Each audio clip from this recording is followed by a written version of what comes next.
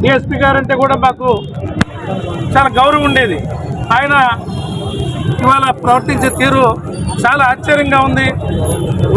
ద్వేషంగా నాతో వచ్చిన వాళ్ళ మీద, లాయర్ల మీద కూడా విరుచుకుపడి వాళ్ళని తిట్టడం, ఈ మా ఇష్టం అని అనటం ఇది చూస్తే ఇది గర్హనీయం. ఒక్క మాట చెప్తున్నా నేను మా పార్టీ వాళ్ళ కార్యకర్తలందరికీ, మీరెన్ని కేసులైనా నేను పెట్టించుకుంటా తప్ప మా కార్యకర్తల జోలికి చెయ్యబడనీను.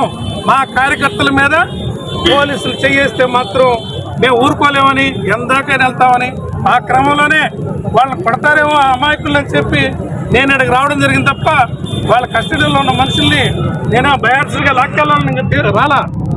ఏం కేసు పెట్టారండి, ఎందుకు తీసుకొచ్చారంటే అడిగే హక్కు ఉంది కదా. లాయర్లు వచ్చారు, లాయర్లు వచ్చాక నేను వచ్చాను. లాయర్ల మీద మా మీద కేసులు పెట్టడం ఇది ఒక విచిత్రమైన పరిస్థితి.